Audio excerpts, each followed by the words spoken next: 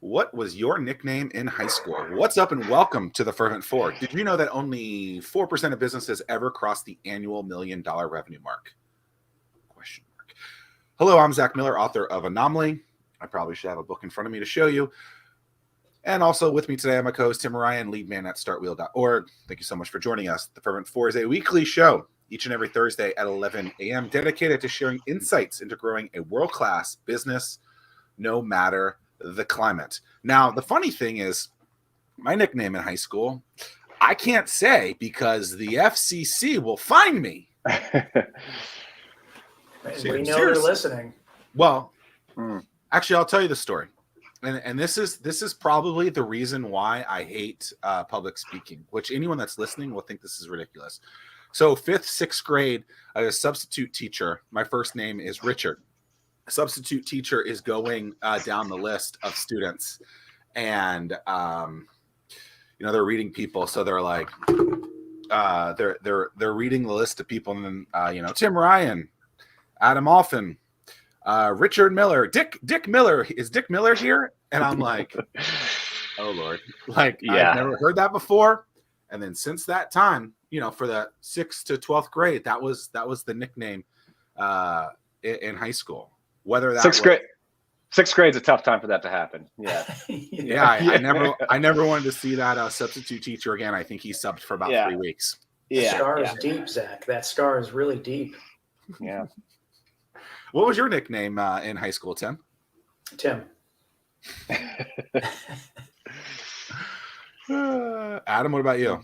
I think we were just for the audience, we were just talking about how to pronounce my last name. It's Alphin. The nickname in high school was the Dolphin. Is that because you went to Ocean Lakes? I was also a swimmer, so that didn't help. So I was a swimmer, and my last name rhymed with Dolphin. So no, I graduated from Norfolk Christian, actually. Yeah. Which one's that? The one on Granby? That's on Thole, right off Granby. Yeah. Okay. And there's Norfolk Collegiate. It's really close, and then Norfolk Christian's on Thole. And you, so you were a swimmer. Was that your main sport? So were you, right? You were a swimmer too, right? Yeah. I was a butterflyer, mid-distance freestyle. Yeah. What's mid-distance? 200? Yeah, well, in high school, it's 200. Yeah. I think Tim was a swimmer too. Yeah. Yeah. What have you swam at all, like in the last 10 years? You're asking me? Yeah. I know Tim hasn't. Yeah, I did I got into it I did some triathlon relays with some friends. So I've got bad knees, so I can't run, but I would do the swimming leg. I did a 5K ocean swim. They used to do a fundraising 5K ocean swim. They still do that. The Virginia Beach. Do they still do it for the Virginia Beach lifeguards? I haven't done it.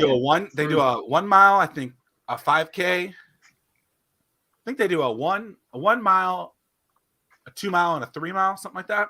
Yeah, Nasty nice. Nate Scholl of Swim Nerd, third place in all 3 of them.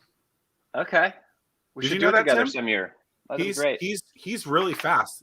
He swam at ODU, and good for him doing all that. So, Zach, weren't you a swimmer too, Zach? Yeah. I was 50 freestyler. Straight up swimmer. That's about all I. What's interesting? So I've gotten into triathlons recently, and so it's very interesting how my races used to be 24 seconds long, 21 to 24 seconds long, and now I got to go like 25 to 30 minutes. It's very different. Just getting warmed up then, man. Yeah, and I can't get close to that speed. But yeah, I mean, it is what it is. Okay, so Adam, cool. I haven't seen you in. I think we were talking like since 2013 timeframe. The OG days of Hatch used to come around. Yep. You were working on something then. Yep. And you had, I believe Marty Kazabowski is who introduced us. I think you're right. Yeah, it was Wow. Marty. Yeah, Marty and I formerly worked together at, a startup that was called Core Mind that turned into Perfect Commerce, if you recall them. They were up in the peninsula. They ended up getting acquired by an English firm called Proactus, and I was early Perfect Commerce. Marty was a part of that incubator over there off Newtown, where that started, and he joined us at some point in that process. So yeah, Marty and I worked together for a while.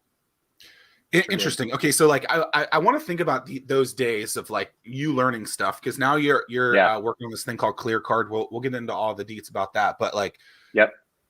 working early on in another business that was acquired and then working in corporate America, like how did all that position you? I know this is like a ridiculous statement over like a 12-year period, but like, are there specific things that you can pinpoint that like I learned a lot from those days and I'm using that now? Yeah. I mean, I think the common theme in like the whole trajectory of my career has been, it's all been pretty entrepreneurial, right? So I went to Virginia Tech, out of college, started with the startup core mine that became Perfect Commerce. So that was always, local, scrappy. It was sort of a procurement services business initially. We ended up acquiring this piece of technology that evolved into Perfect Commerce. And so that was sort of my entry into the whole software world, where, I mean, certainly an aha moment of like, wow, you can build once and sell infinity number of times. That creates pretty sweet margin. And so I think that was sort of certainly an important point. And then that's really been everything since then. It's been very software, and then I would even say like business spend management focused. I did a startup after that just for a short period of time that I sold, and then ended up joining a large consulting firm, implementing spend management software briefly, and then landed at a Silicon Valley firm called Coupa Software for the last 6 years. And so even there, I had two separate roles. Both were starting new things within there. So I think, to your question, I mean, I think that's just sort of, I'm a starter. I think that's where I'm comfortable, where I enjoy. I enjoy the 0 to 1 process a lot, and what it takes to do that. I think What's that? What is 0 to 1 process? 0 to 1, starting from scratch to something, right? To something. Is that the Peter Thiel book? That's the Peter Thiel book. Yeah, 0 to 1. Yeah, and it's. I never read that. It's good. You should read it. Yeah. I think that's where I tend to thrive. I think they tend to be people that are kind of generalists, that have some sort of agility of mental model and can get different types of things done. And I think I kind of fit that mold a bit. And so that's been the theme of what I've worked on and what's got me to here. Are you a developer? I am mildly technical. I would not say I'm a developer. I am I can write API calls if I need to. I can edit the CSS on your site if you want a little bit. But I mean, no, I'm not. So I'm a product guy.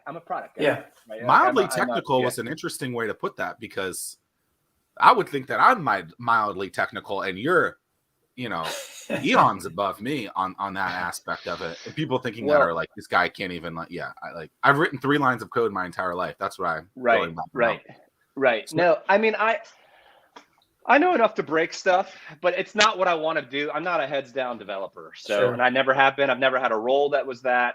I was an implementation guy, a services implementing the software. I evolved into a product manager. Like, I think as you implement a lot, you start forming opinions about what the product should really be doing. And that served me well as I evolved into more of a designing the functional design of a piece of software, and then working with developers to make that happen. So, well, it's always interesting because so many people think that because they're not technical, they can't become a founder. Well, and you've worked. Yeah. Obviously, you've done well for yourself, not being technical. Have you guys talked much about the low code, no code movement and what that's doing for? It's interesting. We've not had anybody on the show to talk about it, to go in any depth, but it is interesting, and just in the sense of how far it is gaining ability to do so many things. I think Blade Taylor of 3D Extremes built his product on something like that. I can't remember what the actual name of that product is, but I believe it called Bubble. Was it called Bubble? Yeah, I mean that's Bubble was the tool. Okay, right. But so a lot of KleerCard is Bubble as well. So we've done a combination. I mean, it's a combination of some custom JavaScript and backend stuff, but we've used Bubble heavily. And so, I mean, I think, interesting, you know, for you guys, this is another like sea change moment in my mind of the way technology and software SaaS is going to be built in the future, because it puts people like me really in the driver's seat of like, I have opinions about the functional design. I can, with a lot more agility, frankly, a good bit cheaper, build functionality a lot faster that I think the world should have. And so it's been, well, especially we have a head of engineering who's just probably one of the world's best folks on Bubble. And he and I work really, so we're the product team. So yeah, but I think you guys should explore that. I mean, I think it is, it's a fascinating movement it's gonna be huge, I think, in the next 5 to 10 years. Tim, real quick statement. But if you think about it, you know, whenever there's a single founder that's not technical, their biggest issue, if they haven't raised money, is as soon as they release, you know, there's going to be something out there that someone finds a bug, a new OS is released, whatever it might be, they're screwed. Yeah. Yeah. I mean, that's a big challenge that all these people have. Totally. I mean, at least if I'm listening to a pitch from a founder, and if they don't have a technical co-founder or a technical team to support them, then I mean, that's a risk. And an investor is going to see that as a risk, because you're right. Money is going to be needed. Capital is going to be needed to round that out. Yeah, immediately. Oh, I bug checked. No, you didn't. Someone will find something. Something ain't working. I can get. Well, chances are, I mean, that's just, you're maybe at an MVP or one stage beyond an MVP. You know, you're at the very beginning of your product roadmap. Sure. Yeah. You've got a long I mean, that's even, it's not even about bugs so much as you're going to get customer feedback real fast, and you haven't thought of everything. You're going to have to make some tweaks. So you definitely need to have. What does Bubble cost monthly? Oh, there's different plans. Depends. I mean, don't get me wrong. It's not like it's like. There's a learning curve. There's a learning curve. Oh, it's super affordable to start with. I mean, there's it's something that the non-technical can start implement. Got it. Okay. Non-technical can build. I mean, you know, if you think about, I mean, I know you guys say you're not technical, so like, there's been these sort of like the idea of Ruby, and then there was Ruby on Rails, right, which is just cobbled together code that made it simpler. Is that still and a thing? To do it. Ruby on Rails? Yeah. Oh yeah. Huge. All that stuff still. Yeah. I mean, there's. Well, that's what Titans. Were you around when I was doing We Are Titans? Yeah. With with Brennan and all that. Yeah. Brennan. Yeah. I do remember that. Yeah, you guys are doing a lot of Ruby. Yeah. Coupa is all built on Ruby on Rails. The company, you know, the Silicon Valley company I came from. Isn't Twitter? So, I mean, Twitter is, Airbnb is, Coupa is, Netflix is. I mean, there's a bunch of massive brands built on Ruby on Rails. But my point was like, that's all a trajectory today. Yeah, sorry, it's a trajectory, right? And so these low code platforms are just another iteration. It's another, you know, layer of extrapolation to say you can build stuff, drag and drop in an easier way. How is Bubble spelled? So, just like it should be. Bubble. Bubble.io. Yeah. I mean, it's a great platform to, even if you can to validate, get some customer feedback, and get it to a point where you hand it off to a real professional developer, you can save a ton of time and a ton of money. Totally. It's. I mean, a lot of people have used it for their MVPs. They just raised $100 million bucks. They should. As they should. Yeah. If they're not too technical. All right. Right. Sorry, we got kind of technical there, but you. No, but honestly, I think it's great, because anyone that wants to complain about, oh, I can't do this because I'm not technical. Hey, guess what? It's 2022. Yeah. And people are like, it's not 2022. Yes. It's basically 2022. It's like 3 weeks away. It is. And you have no excuse now. I agree. Like, they're not the only one. You're just not willing to do the work. So if you wanted an app or some sort of custom solution, there you go. Yep. Tim?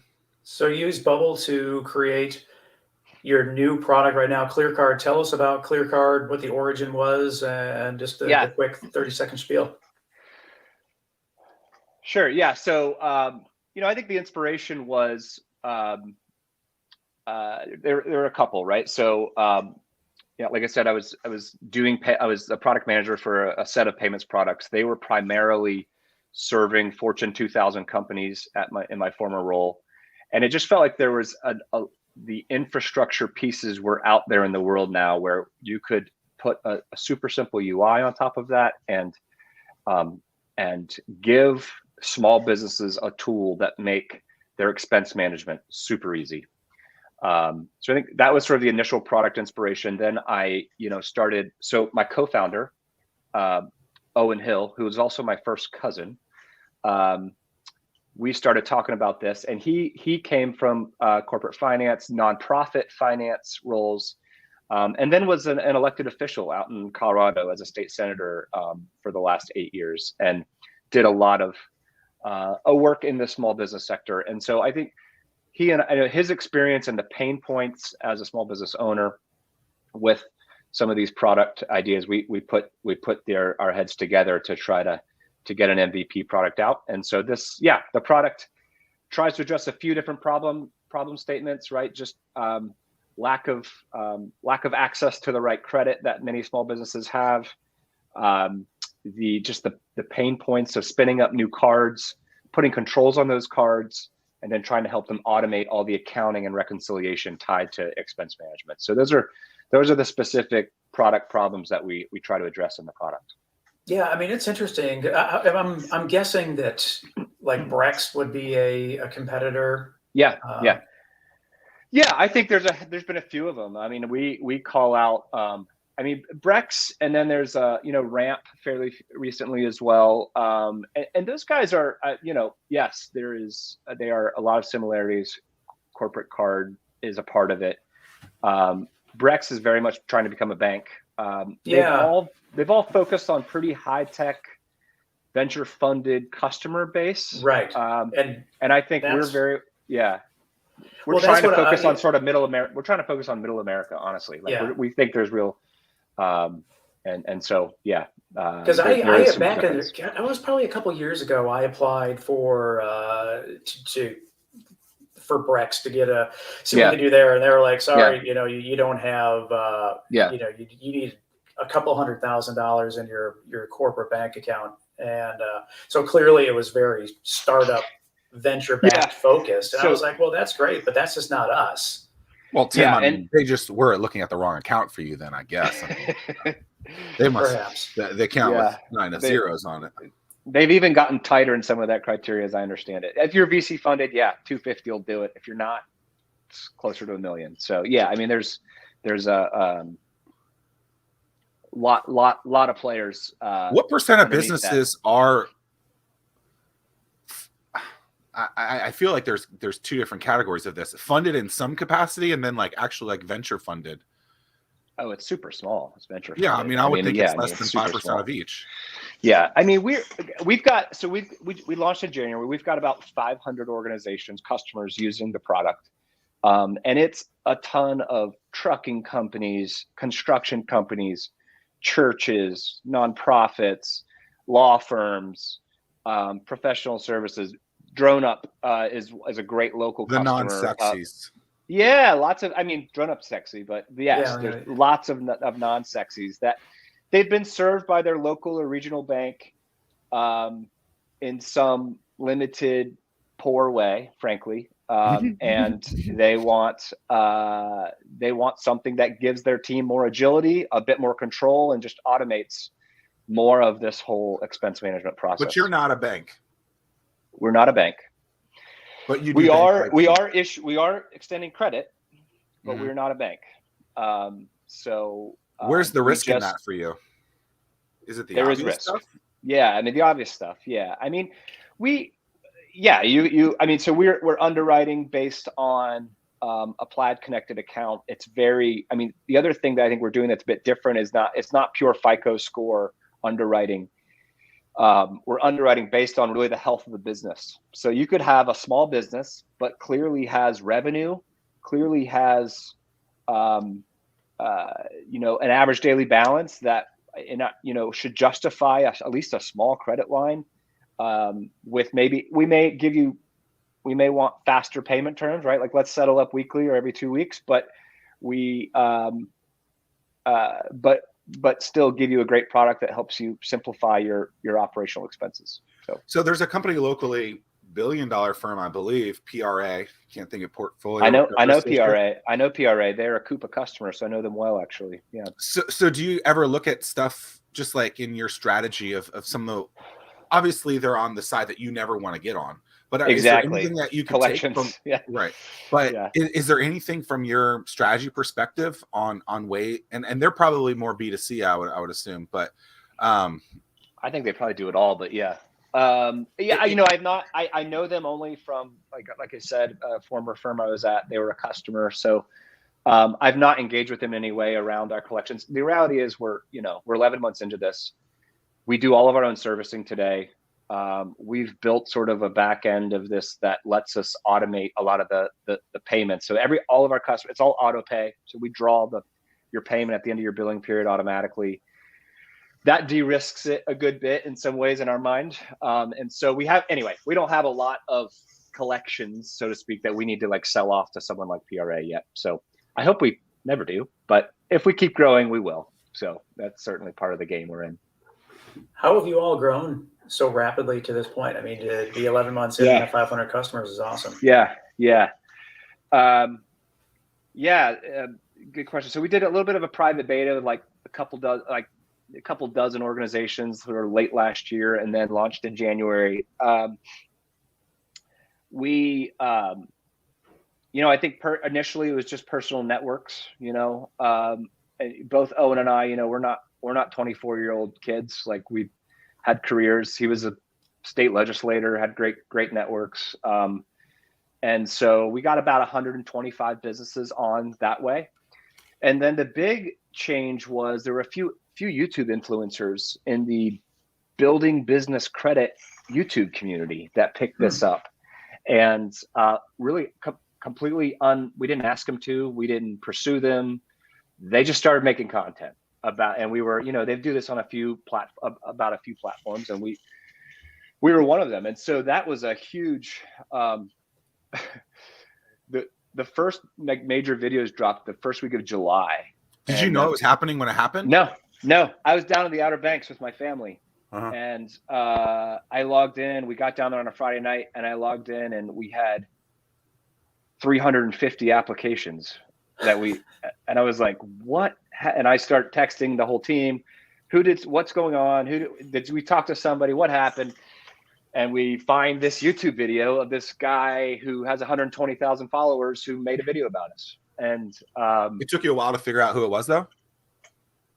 Not real long. No, I mean, go to YouTube and start searching KleerCard. It starts. Yeah, there was not a lot of content out there about us, right? We're a brand new startup, so it send him a T-shirt. Dude, I emailed the guy. He never even responded. Like I've never even talked to the guy. So and then some other ones picked it up. So that was a big catalyst for us. And so since July it's also, I mean, there's all this inbound, but we got to sort through it, right? There's a lot of unwanted do you remember applications in there as well. His name? So, which one was it? It was Credit Plug. Okay, they've done it a couple of times, it looks like now. Yeah, he's made a few videos now. And then another guy made the Get Business Credits, Jonathan Van Horn, who we have talked to several times, great guy. Has also started making some content. There's a couple TikTok guys now we're talking to. So influencers, right? And I think, it's an interesting lesson in the way people buy now. Like I'm not sure about digital ads, right? I'm not we've gotten some traction from that, but not a lot. And I think more and more people buy in these community-minded because they trust people in that kind of way. Yeah, I think they'd rather listen to some guy regularly on YouTube who they kind of build a relationship with and can email and look at his recommendations. And it just feels to me like people are much more prone to go fill out an application if that's the case, as opposed to, a digital ad on Instagram that it's interesting. Virtual cards. It's interesting you say that, because I look down at the clothes that I'm wearing. I don't know what you guys do from this perspective, but I think about Tim's car, my watch, all everything's influenced by the people that I watch on YouTube. Like to me, like it's like you watch them, yeah, they give you a decent amount of information over and over again. Then they're wearing something, they happen to mention it, and then next thing you know, you're spending money on them, and it's just like, oh, that's interesting. Yeah. So like when I did my first Ironman race in Maryland a few years ago, I knew nothing about Hoka One shoes, but they were a sponsor. Now, granted, this is a little different than the point that we're making, but I knew nothing about. But no, it's not. It's not. That's a community of people, right, around an idea of doing triathlon. So you're buying in a part of the community, yeah. So yeah. But they're there, and I'm like, oh, this is interesting. And I had this issue with my shoes at that point, or my feet, or both, whatever. And then these shoes that I happen to like, and I remember looking at them being like $130 for shoes. Like that's the most ridiculous thing ever. I have like 6 pair of them now that I've gone through. Yeah. And it's like, wow, they fixed that problem. So if that problem's big enough and you want to do it, like you pay for it. And so it's very interesting how that world works. And it happened kind of organically for you. Yeah. Now, I guess the next step is, do you try to unorganically do that, and like make that a conscious I don't know if unorganically is a word or anything like that, but like you get my point of inorganically, like be intentional about it, right? Yeah. So I think there's certainly a recognition that influencers have should be a part of your marketing strategy, right? We have a 3-pronged approach. We are doing digital to some degree, to a small degree, frankly, right now. We are partnering with some influencers, and then we're also looking at some of these other ecosystems, whether that be a local bank who acknowledges their corporate credit cards are terrible and want to partner with someone with solid tech and a great UI, or other software companies that want to build maybe some payment flows into what they're currently doing. So I think we've definitely, digital ads aside, like I think we would the common theme there, right, is like, how do we tap into communities of people that have some shared need or shared experience that we can tap into and solve problems for. And what's interesting? I have this pulled up right now, and maybe this is the one, but is it from about February 6, 21? No, that was that Credit Plug? Yeah. Yeah, it's funny. That was like an intro one, but what really the July one was, should have been like July 9th, somewhere around July 9th. And what, if you notice, that February one was like, hey, this company just launched. The July one was when we automated our onboarding, and he did 58,500 credit limit approval. Yeah, that's it. That's the one. But even so, like, this is where I think people get wrong on this from an influential standpoint. They look, oh, this person's got to have Joe Rogan like numbers. And I'm like, yo, Joe Rogan definitely has movement with people. There's no doubt. But with these people that religiously watch 10,000 sub videos, like there's something powerful in that. Like, so this guy has 135,000, Credit Plug has 135,000 subscribers, which is no small amount. That's big. But the view is only 32,000. So the fact that you are getting a decent amount of viewership just from that and still do, it sounds like. Yeah. That's what you're looking for. Yeah. I mean, it's almost priceless if you think about it from that standpoint. Yeah. I mean, the thing is, it gets the flywheel turning too. Like now, I mean, we have just a steady flow of applications. Like every day, we've got 5 to 10 new ones, right? And so you get some of the start. I mean, everyone's talking about the flywheel, right? And this is just part of it. We had 15. So that weekend, we had 1,500 applications in that weekend that he posted that video in July. We ended up approving about 200 to 300 of them as new customers. Some of those that we've. You had how many that weekend from him? 1,500 applications that weekend. I mean, that's a huge percentage off of a 32,000 video. Yeah, I mean, and at the time it wasn't 32,000; it was like 20,000 or something like that. So yeah, at 2025. So yeah, it is. I think it's a testament to us making onboarding really easy. We try to make the application super simple. There's a few things going on there, but there's a guy who won't return my emails. It's literally so all he's doing is walking you through. He's doing like he's literally just signing up. That's the whole thing he's doing. Yeah. And so he pairs it to something, and it says that he gets 58. Yep. He connects his operational bank account. Yep. He connects his bank account. We analyze it real time. We look at the revenue. We look at the average daily balance. We make him a preliminary offer. He can accept or reject it. It goes into then what's called KYB, which if you're familiar with KYC, KYB for business, it's where we got to verify you're not a money launderer or a funding terrorism. That takes a few days. And then, and we also do some additional underwriting verification in that process. And then you get an acceptance or rejection, frankly, within a few days of submitting that application. So you're not Marty from Ozark is what you're looking for, basically? Yeah, we're not looking for Marty from Ozark. Yeah. Funding the opium trade. Yeah, no, not doing that. Yeah. Before we get too off topic, those people that are looking to bring on influencers, really cool company out there called Grin. They just hit unicorn status, and Grin, they manage the whole influencer process, contracts, payouts. Yeah, I mean everything. Pretty slick company. Cool. What was I've not heard of them. What was it called? Grin, Grin. But yeah, I mean, you mentioned the flywheel, and that's one thing that I can't take credit for this, but Jason Calacanis is someone that I follow very closely with, and he talks about the flywheel a lot. I'm a big all-in podcast guy myself. Dude, best podcast. I mean, it's just so a free MBA. Good. So good. So good. But yeah, I mean, the flywheel in the sense of all the companies. So I've started taking an inventory of all the companies in this area. Who's doing well? Who is struggling?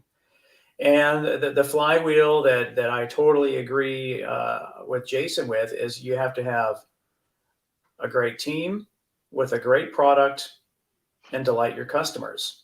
And so here, the short time we've been talking for 31 minutes, you've touched on the fact that you've got a team, that you've got a product, and you have customers, and once you get that flywheel turning, then you're off to the races, and then things continue to progress. So companies that can't get the meeting with, possibly capital or they're missing something of those three areas. Right. Is that are those three things something that you purposely focus on, or is it just something that it happens and now everything works? Absolutely. No, I think you're hitting on the core of any successful business, right? And I would just like double emphasize the team, right? So, I mean, I think, Owen and I started it. Obviously, there's a great deal of history and trust and love between the two of us, frankly, like as cousins, and we had to, grew up together. And so I think that, I mean, that core is sort of the, what all the team stuff flows out. We've added some great folks. We added a head of customer success, guy named Jake Lebinsky up in Boston. We're all spread out, so we're not all here. We're all, we started this during COVID. So I think, we pretty quickly, we're already we're only a team of 7 right now, but we're already just full on. The longer you go, the more it's just about bringing the team together. Have you guys raised to this point? Are you bootstrapping? Yeah, we bootstrapped it so far. We are actually starting our Series A process. So we're skipping seed, basically. Nice. We're saying we've got product market fit. We're going right to a Series A. Do you say you're from the Midwest, or where do you say you're from? Where's Virginia? The company located? No, Suffolk, Virginia. Okay. That's our headquarters. Which is where you live. This is where I live, yes. Yeah, and we may have an office space here sometime, but so I'm here, Owen's in Colorado, Jake's in Boston, customer success, head of engineering in South Carolina. We've got a couple other people here in Suffolk that are doing some support functions, but they're working from home. And so, we've got some marketing person that's actually international that we've that's been helping. So we're all over the place. But can I ask you? Go ahead, Zach. Can I ask you some very specific questions that are probably inappropriate in a setting like this that I don't think I've ever asked someone? All right, so no problem. You're bootstrapped. You haven't raised money. It sounds like you guys have raised a significant amount of money. How do you how do you start having the salary conversation with people, and how do you figure out what that is when maybe it's not as high as they're worth, or maybe they are, like, the whole payment structure of great question. Great question. Yeah. No problem. You can ask that. So, I mean, I'd say, we haven't raised any money. The reality is Owen and I essentially were the seed funders. So we did put some money obviously into it, to get it started, ourselves. And so, that was the beginning. And we've been very scrappy. We've paid ourselves very, very, very little. And we're fortunate to be able to do that. So let's acknowledge that. Guys, like, you've been good saving money over the years that you can. I'm not, like I said, I'm not 24, I'm 41. Right. So I've had some success and had some savings and, some equity and some other things that have done well. And so, statistically the most successful age to start a business? There's two sets. There's like pre-family and post-family, right? And you're not in one of them actually right now. From my understanding, it's like 26 and like 49, if I remember last time I looked at that number. So the number I looked at said, like, if you look at it, like the highest likelihood of success is 39. That's interesting. Which is like, everyone, there's always the like Harvard dropout, thing that everyone, early 20s, those are or whatever. outliers. But yeah, they're not the norm, right? The norm is you've built a little bit of asset cushion, you've got a network, you've got real opinions about the way the world should work around something, right? You've been around the block a time or two, and you can solve a problem. Yeah, you can solve a problem in the world. So anyway, and probably are tied to something. I mean, every business I've heard you talk about, and you didn't say this in those 3 or 4, is you have very specific industry knowledge in a world. In this case, I think it's money, right? I mean, it's the funding aspect of, or it's the financial aspect of a business. I mean, like, that's you have that. Yeah, I would say the spend management side of it, right? The AP side, the accounts payable side of the house, is where I've spent my whole career. Yeah. And so, how do you do that well? But to answer your question further, right? I mean, so we brought in folks like our head of customer success, Jake, who's worth way more than we're paying him, but with a nice piece of equity. Like, it's all about equity. Do they believe in the mission? Can we give them a piece of the pie that is meaningful? And that's what we want to do. I mean, everyone who joins our team is going to get a piece of the pie. I believe in that really, really strongly. So, is that a calculator that you look at? Like, is there something online, or you just figure it out? How do you figure out those numbers? No, it's an art. That you know about that? It's an art, not a science. I don't know. Tim, do you know of a calculator like that? I mean, there is a book out there. It's called Slicing Pie. Right. I think is pretty interesting. I mean, so basically everyone's equity stake, it's variable in nature. The more you put in, the bigger a piece of the pie that you get. But in terms of what anything's ever going to be worth, I mean, obviously nobody knows. Sure. Yeah. Yeah. I mean, remember Mark said no to Yahoo for $1 billion. I mean, come on. How many of us would say no to that? Was it Yahoo? Yeah, it was Yahoo. Yeah. He said if no Yahoo, to if Yahoo offered you right now $1 billion, would you take it? Yeah, come on, of course. I mean, I would take it too, and I don't even have anything. All my co-founders would shoot me if I didn't. Yeah, no. I mean, of course. I mean, within reason. I mean, Mark obviously believed he was onto something very, very new, and that was still very early, and he had only probably been in colleges at that point. Yeah, I don't actually remember how early that was, but an impressive poker face for sure. Adam, do you consider yourself a SaaS play, or is it more of a fintech play? Or is it a combination of both? It's both. That's a good question. I mean, it's not pure SaaS in the sense that we're not primarily subscription revenue driven, right? I mean, we are primarily in what's called an interchange funded business. That's our primary revenue model. So when you use our cards, when you do transactions, we're getting a piece of that, and we That's our primary revenue model. So in that way, that feels very fintechy. But I think right now I'd say we're a fintech, but we will. We're going to be adding sets of features that's going to be more and more like broader spend management, a little bit more SaaS, more subscription tied to it over the coming year. So we're definitely hybrid. Yeah. I don't want to forget to ask about this, but are you stealing my thunder with the old T-shirt style? Did you say something about T-shirts at some point? I didn't. I am the king of wearing a black tee. I apologize. No, I just really like a good T-shirt. Is that a KleerCard shirt? It sure is. Yeah, it is. Yeah. I like that logo. Thanks. Nice. Thanks. Yeah. It is. I like a good tee. Yeah. Are you wearing a T-shirt, Tim? Yeah. What are you wearing?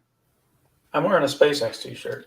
Yeah, I'm just rocking. Oh no, I'm not actually. Elon. I'm wearing a J&A shirt. Now that I think about it. I just feel that, it seems like every other day they're launching something, but, I feel my small part of SpaceX success is just wearing a T-shirt on the day that they launch, and they had a successful launch early cool. This evening. So where does one find a good tee, Adam? You know what, Zach? I have to say this. One of my favorite all-time tees came from a Start Norfolk event. Remember that SendGrid T-shirt, the blue one that the lady was giving out at that one event? I don't know if you got one. Yeah, it was really good. It was so. It's just got to fit right. I kind of tend to like. It matters more than people. It does matter. Okay, I don't like the scratchy cotton. He's talking about. He's talking about a SendGrid shirt, not a Start Norfolk shirt. But correct. I remember I would spend a couple dollars more per shirt, and my theory was I don't want this to be just a gym T-shirt. Right. And so usually it's canvas or a canvas by Bella, something like that. Is that is there a special blend that we need to be looking for? Yeah, blend is something. What's that other brand that's American Apparel? They're American really Apparel solid. Yeah, marine wear. Or what are those? I think that's what this one is. Hold on, I think the Instant Teams hoodie. Marine Layer, I think is what it's called. Yeah, that's what these are. They're good. I think the Instant Teams hoodie that you're wearing, Tim, is canvas by Bella. Yeah, it's nice. It's comfortable. It's important. Otherwise, it's going to be thrown into a bag. Yeah. I wear T-shirts pretty much every day. Exclusively. That's me. Yeah. Pretty much. Yeah. Occasionally, I'll put on a collared shirt for something formal that I respect, but it's it's a good life living in T-shirts.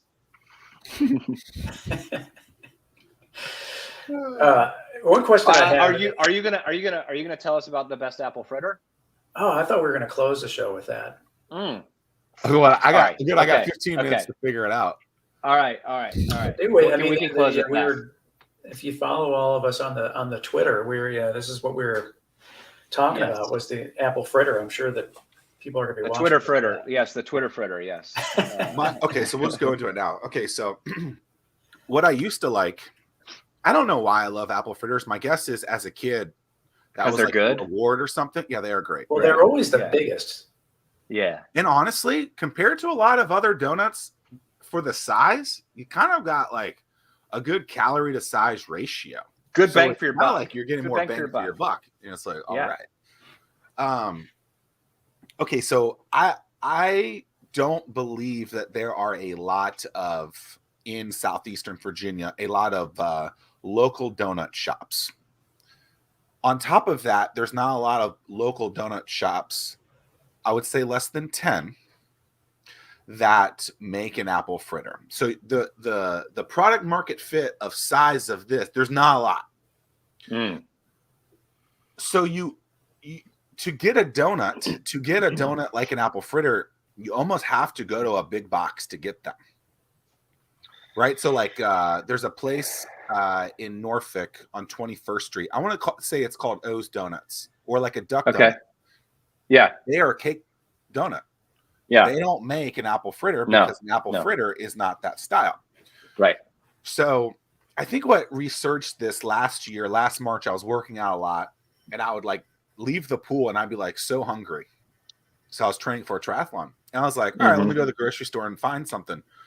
Well, there at Harris Teeter, there's like 12 apple fritters. And I was like, let's go.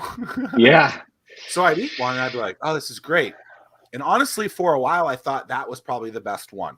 You know, Harris Teeter, somewhat local, North Carolina based. I know it's kind of big boxy, but there's a place in downtown Hampton that I have not been to yet. Need to. It's called Glazed. A lot of people swear by that. It's a $4 apple fritter. I hope it's amazing. Okay. But recently, it's the only note I've taken so far. Glazed. That's fine. It's a long story to get you nowhere. So the other day, I was at my local grocery store, another grocery store, and Food Line. There's a Food Line by my house, and they had 3 apple fritters for $4. Nice, and honestly, that was a pretty good apple fritter. 3 for so $4. I was surprised. Okay. But I think it depends on who bakes it, because some of these people bake them too short, too long, and then don't put enough glaze on it, which I would assume that the place called Glazed is going to do a body good. Should. We'll see. Does an apple fritter need to have apples in it? I don't know, man. You're the expert. My apple fritters are few and far between, so I'm not an expert here. Yeah, I got to fix that, I think. I'm pretty sure our local Kroger here in Suffolk does have them. So Tim knows very well how hard it is to find an apple fritter. Yeah. Does the 7-Eleven donut bin often have? I think they have apple fritters. Okay, so I don't even know that they're doing donuts again. Last few times they are. My local one does. My local one has them. My son always wants to go up there and get them. So. Yeah. So from that convenience store standpoint, I actually like the coffee roll best at a Wawa. You ever had those? Those are really good. Wawa does a lot of things well. They do. Yeah. I don't know that I've ever had a 7-Eleven apple fritter, but next time I am in a 7-Eleven and I see one, you know what? I'm going to keep an eye out for it, and I'm going to let back. you know. I'll let you know. Yeah, sounds good. That's a unicorn, man. They're tough to find. I guess they're hard to make. Because my guess is they clump them. Yes. Anyway, that was the longest.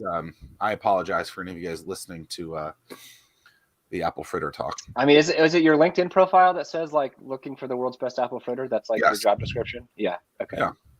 Anyway, but I mean, I'm not traveling the world. You know, some of us were told to stay inside for a while last year. Yeah. So if people wanted to send them to me, that would be fine.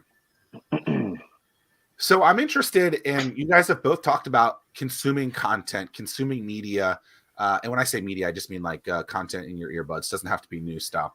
How do you decide, and maybe both of you can answer this, but how do you decide like, okay, I just heard this thing, it sounds good, I need to research that, or maybe even implement it? How do you kind of put that in to your world implementation style? That's a good question. I mean, I don't know. I think, I don't know that I'm that thoughtful about it. There's a handful of sources that I often consume content from, and then as things pique my interest, I'll go deeper. I mean, obviously I'm in the payment space, the fintech space. So there's a few blogs I keep a pretty good pulse on. And there's some podcasts that I really like, right? All in, we talked about is a big one. So I'm sort of always kind of just listening to what they're talking about. How I Built This is one I've recently started listening to, which is actually an NPR podcast, I believe. I think it's too overproduced, but yeah. Yeah, I could see that. It is really good stories. Like I love the Panera one. I love the Sarah Blakely one. Yeah, they have some good content in there. Yeah. The Peloton Coinbase one. I'm actually listening to the Coinbase one right now. I'm a little late on that one. That was a month or two ago, but yeah, Brian Armstrong from Coinbase. And so, yeah, I mean, I'm a Wall Street Journal subscriber, so I read a lot. There's a couple, exchange section. I tend to read the whole thing on most weekends. So yeah, I don't know. I just think there's a couple blogs, certainly the things like TechCrunch and things like that I consume, and they tend to be just in my sort of world, right? And Yeah, and I would say, I have some friends who are very, very different from me, so I like to hear what they're consuming, and we'll occasionally go into whole other worlds that I don't know a lot about, but may find interesting. So, yeah, I don't know. Not super structured. Tim? Yeah, I mean, in terms of, I really, a lot of it is podcast or anything longer form. Just, I mean, I suppose like the Aura Ring was something that I probably never would have heard of. Listened to the founder on This Week in Startups, and I like the longer form so I can really understand the vision, why they're doing something, what it offers, and I enjoy that aspect of it, which is another reason why I like the All In. Is just it's four guys riffing on different topics, and they don't necessarily have an agenda one way or the other. So I can really have a. Come on, I hate David Sachs has an agenda. Let's be honest. Yeah, he's the one of all the people that definitely is. Is it like pardon the interruption? No, they just they get together. They have a docket of things that they want to talk about, but they're all investors, right? I mean, they come at it from a maybe different life cycles of the investor. Like Calacanis focuses on super early stage. Sachs is pure SaaS. You've got the Friedberg is the science guy, and Shamash the public markets guy, right? So they look at the business, politics, current events from sort of a couple different angles, but they're obviously all good friends and some humor and just really smart guys. So and the thing is, I mean, unfortunately, we're just in a world today, man, that I don't even know who to trust anymore. So, like even when it comes to COVID, that is, I enjoy when they will touch on with Omicron, is that something we need to be worried about? So Friedberg will jump in and give an explanation of, what does the science say? What does the data say? And I feel like I'm just much more informed with a format like that than I am the sky is falling evening news type of platform. Totally. Yeah. It is interesting how consuming information in longer form makes you not just more informed, but not just so headline-y based. And so, Adam, I have a journalism background. And so, you're taught to basically tell stories in 90 seconds, right? Or a certain amount of lines in the newspaper, right? And so those are very short pieces of information, which you're trying to keep people engaged the entire time. And the long form of that is, hey, we're going to go deep diving into this, and we might have 20-minute, 30-minute rants about this to get to the answer. Totally. And that's a completely different answer. And so you have so much more context, which I think there's so much context missing. I mean, even just with Omicron, not to get into like this craziness, but 3 weeks ago it's here, freak out to some. And then now I started hearing it's not as bad as we thought.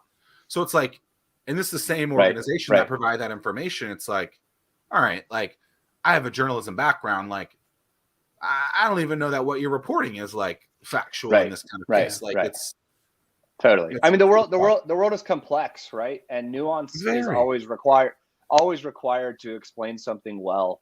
And we live in not only a headline world, but a clickbait world, right? Where I think there's, the whole thing is driven by clicks and views, and that is not a structure that allows for much nuance or complexity. And I think it's really important to really get at the truth of anything, is to be able to have the space to do that. So, well, I mean, I if somebody wants to have a good time, record or watch. Maybe you're a day drinker, early evening drinker, but make a drinking game out of watching the news. And anytime you hear the word could, possibly, might, should, right. I mean, it just, all that stuff is just, I mean, it's all buzzword, non-factual things that is said in the media, that it's just like, just to give you that shot of dopamine. It's just like, and none of that stuff is true. I mean, it's just,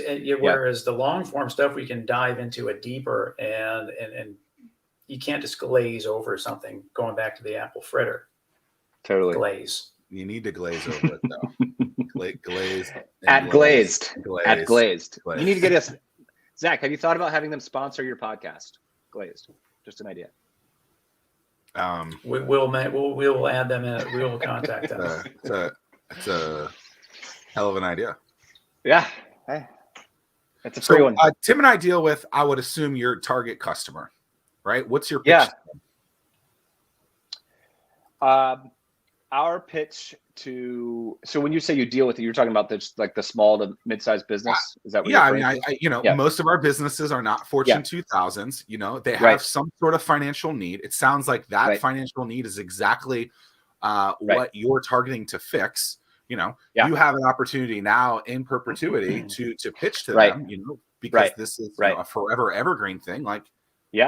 What's your pitch to them? Yeah, my pitch to them is stop dealing with your local or regional bank that has a terrible piece of software that lets you manage your small business finance.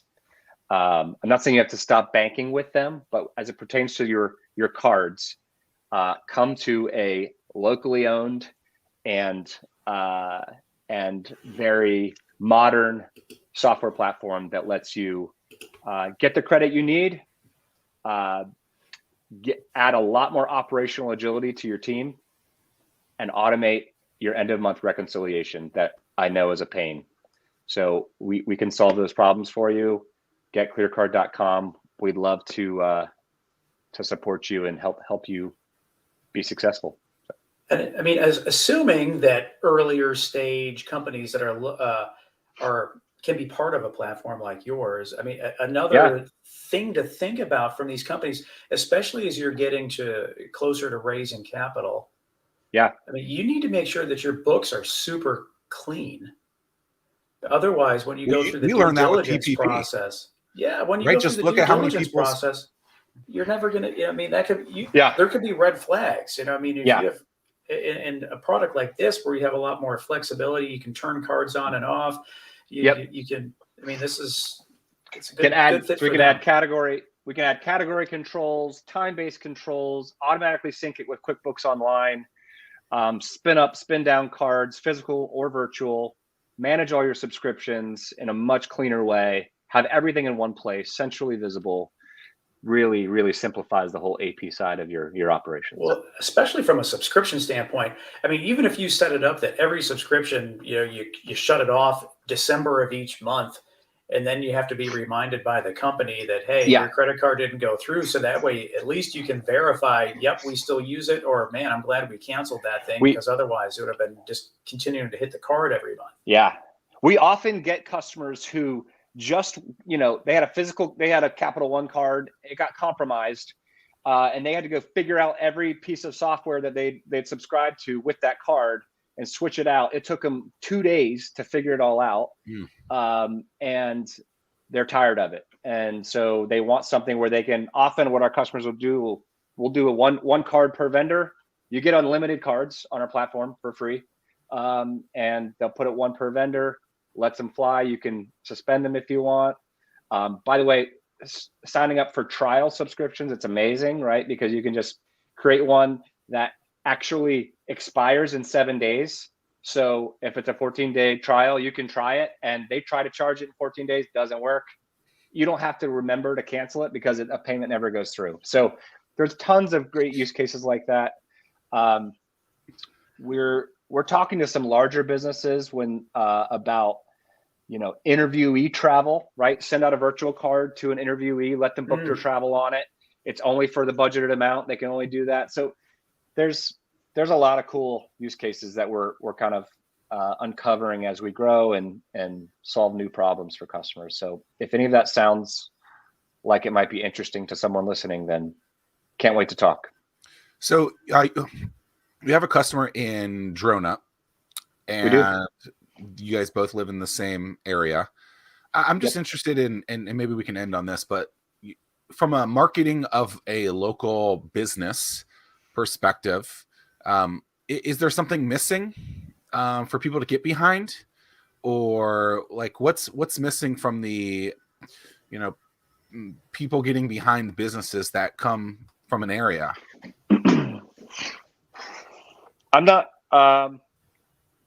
I'm not sure I totally understand your question, but I mean, do you think feel like there's a awareness. missing? Yeah, like, is there like do you feel like we need to be like, is there something missing from a championing of a business's perspective, right? So, Pharrell is from the 757, Missy Elliott is from the 757, Michael Vick is from the 757. From a business community, from a business perspective, what businesses are from the 757? Is that aspect missing? Are people behind it? Is what I'm getting. Yeah, obviously, Zach, I remember talking 8 years ago with you about the idea. I mean, we're pretty sole sourced into government right here, and trying to diversify that. I remember was an early objective of Hatch and some of those things. And I think that's a great goal. For us, we're just at a place where we're ready to kind of like make it known. And so I think to Tim's point, awareness is probably a part of it. I've had many opportunities to move elsewhere. I love this area. My wife and I are both from here. We want to be here, raise our family here, build a business here. And so I would love to become the